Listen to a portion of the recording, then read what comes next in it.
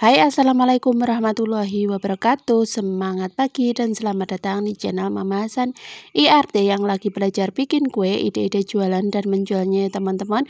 Kali ini aku mau bagikan teknik pengapian yang benar.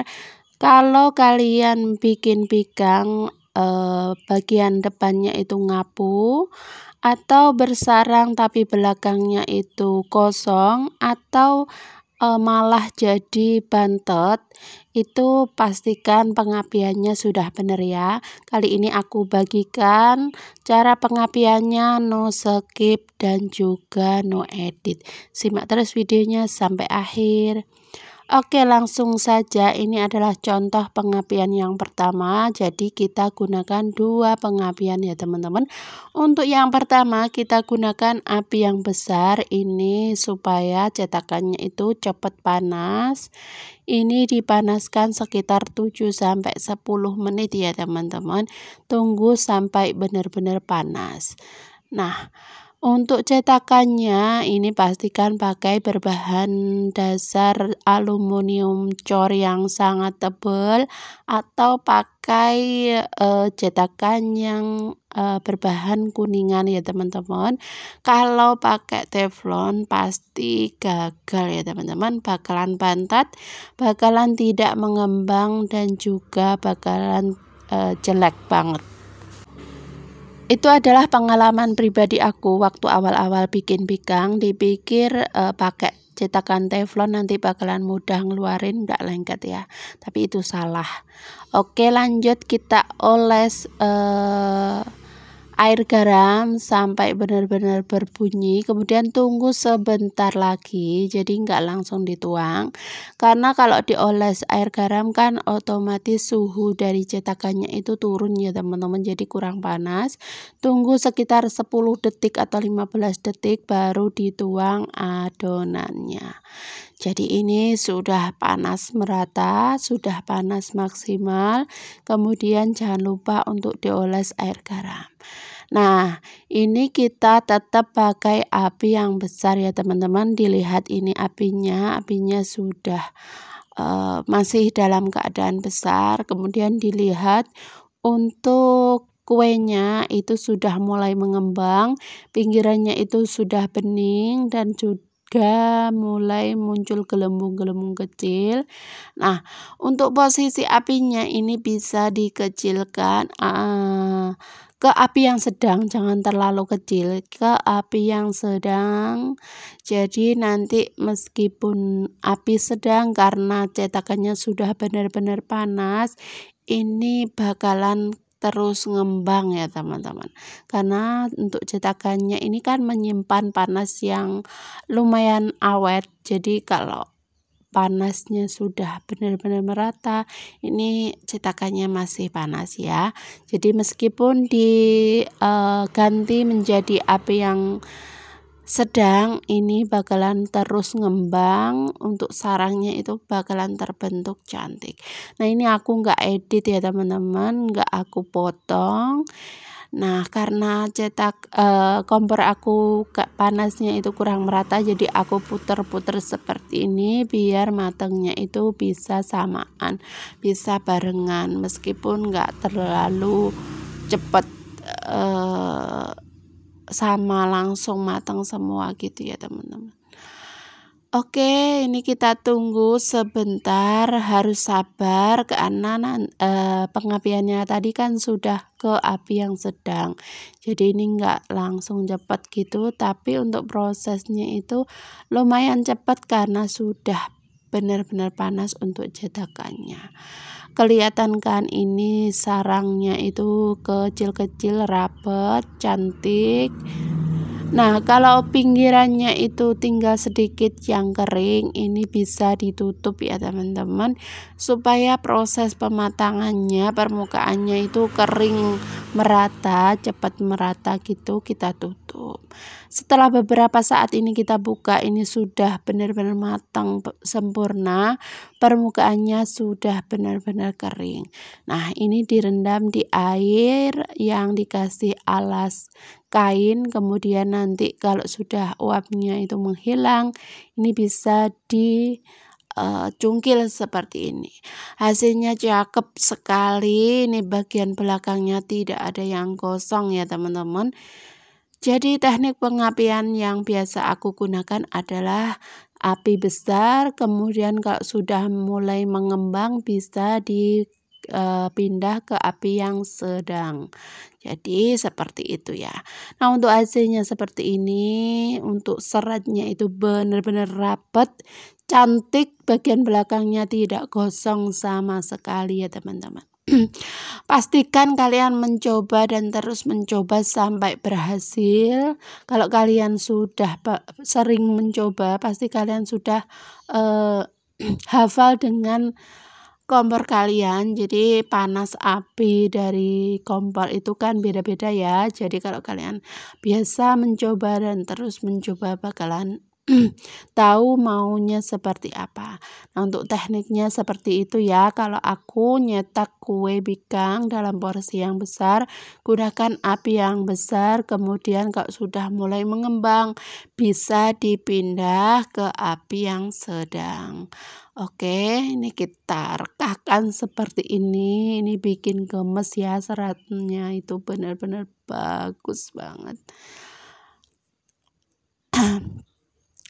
Nah, untuk pengapian seperti ini tuh untuk nyetak yang banyak ya teman-teman. Kalau mau coba-coba dan kalian masih ragu, bisa menggunakan api yang sedang dari awal sampai akhir.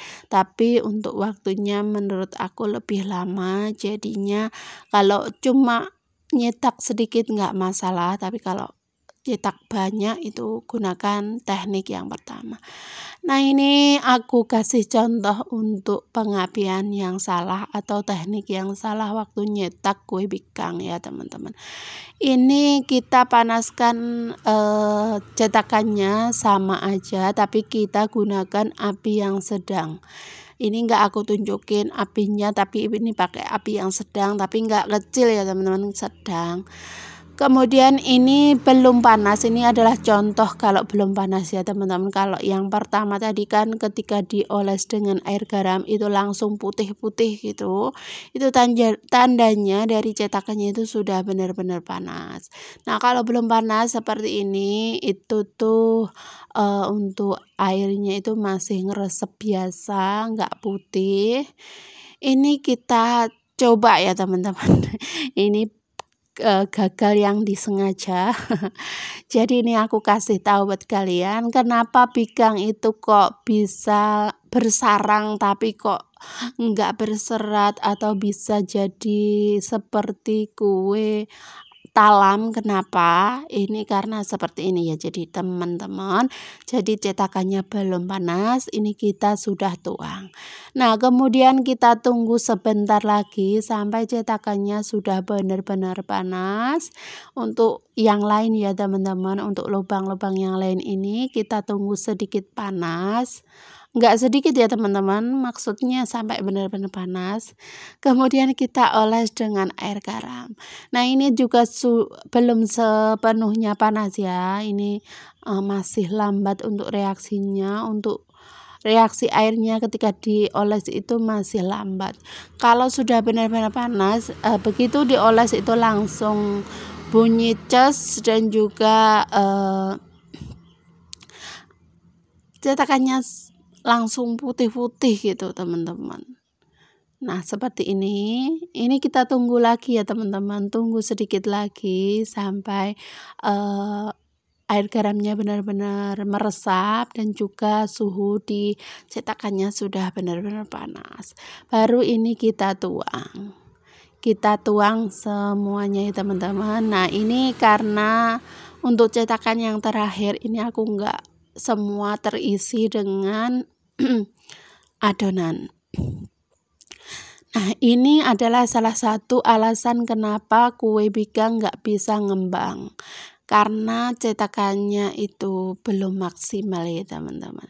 Kita lihat untuk bagian yang tengah yang kita tuang sebelum cetakannya panas, ini untuk cara atau proses dari pematangannya itu cukup lama ya teman-teman. Cuma bagian pinggir-pinggirnya saja yang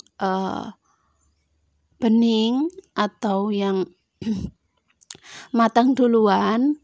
Nah, kalau untuk yang pinggir-pinggir ini karena tadi kita tuangnya itu sudah benar-benar panas cetakannya, ini proses dari munculnya serat atau sarangnya itu dari tengah ya teman-teman. Memang untuk bagian pinggirnya itu dahulu atau bening dulu, tapi nanti munculnya sarang itu pas di tengah terlebih dahulu, setelah pinggirannya, kemudian dari tengah gitu ya teman-teman. Ini kelihatan banget mengembangnya. Jadi kalau untuk yang tengah itu ketika belum panas itu kuenya itu nggak bisa ngembang teman-teman. Maksudnya itu volumenya itu nggak bisa naik gitu. Nah, ketika sudah benar-benar panas, ini kita lihat dari tengah kemudian ngembang ke samping-samping, kemudian ke pinggir-pinggir gitu ya teman-teman.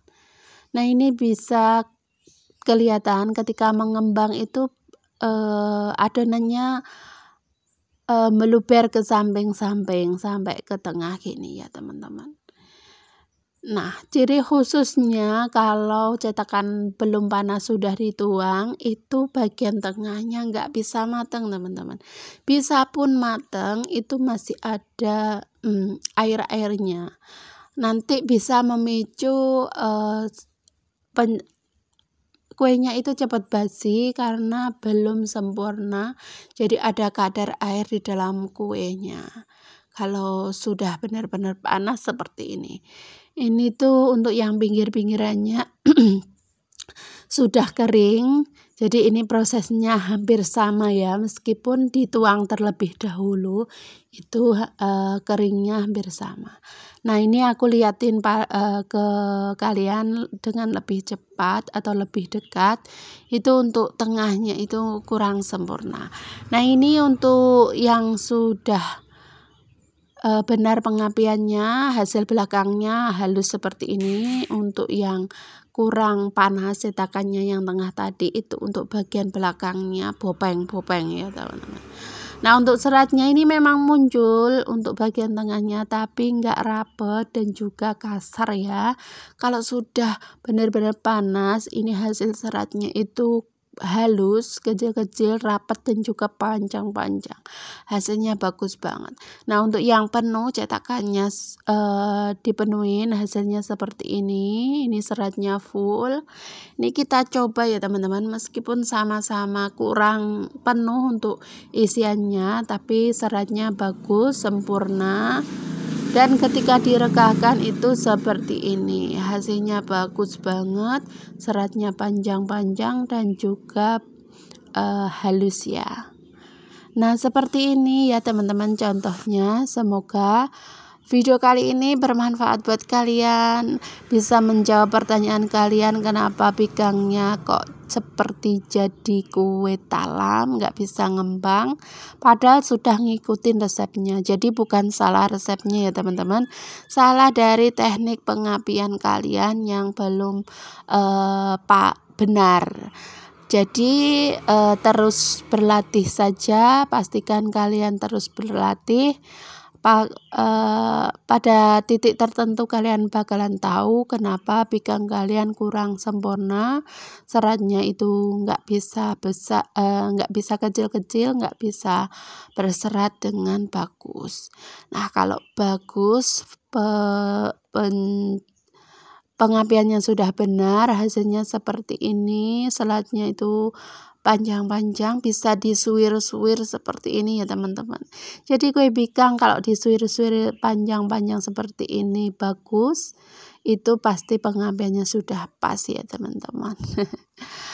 Oke, terima kasih buat kalian yang sudah nonton, semoga videonya bermanfaat. Mohon maaf bila ada salah kata, ini nggak bermaksud untuk menggurui ya teman-teman. Ini hasil dari pengalaman aku selama bikin kue pigang selama ini. Semoga videonya bermanfaat. Mohon maaf bila ada salah kata, terus dukung Mama Hasan dengan cara like, share, komen, dan subscribe. Wassalamualaikum warahmatullahi wabarakatuh. See you next video.